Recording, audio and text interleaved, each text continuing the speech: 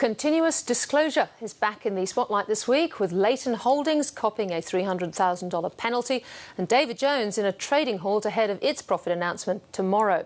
Critics say the corporate cop, ASIC chairman Greg Medcraft, was too soft on the construction giant, but he's defended the handling of the case, arguing it sent a clear message to all company directors. Neil Woolridge reports. It's the bane of any investor's life, a shock profit downgrade that comes from nowhere.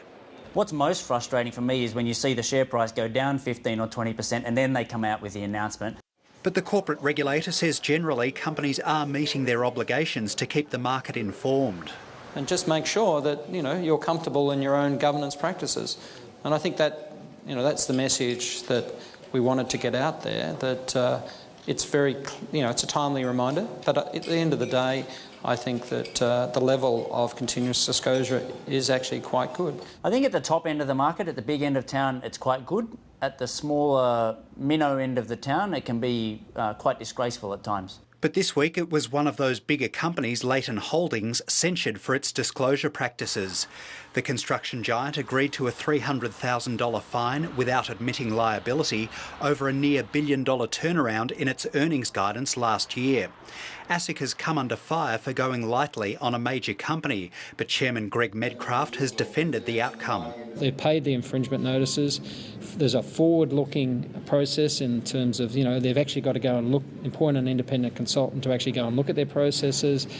They've then got to go and implement those recommendations, and we're imposing an annual review for the next 3 years. So, the most important thing is that we got a timely outcome. I know Leighton hasn't admitted any guilt, but they've settled and they've paid a fine, so everyone looks at it and says, well, they probably have been wrapped over the knuckles, and I think a lot of other companies have looked at what's happened there and said, well, we need to pick our own game up. Now David Jones is in a trading halt ahead of its results, raising suspicions that it too has more bad news for the market. However, Steve Johnson says he'd be surprised if David Jones reveals anything that investors haven't already factored in. I think we need to be really careful about continuous disclosure, because it's actually not possible for a company that's in a commercial business to be out there doing deals, negotiating contracts and disclosing all of that to the market at the time. Greg Medcraft says ASIC will be closely watching Australia's rapidly growing superannuation pool, increasing complexity and how to police the market within a finite budget. The matter of ASIC's resources is a matter for government.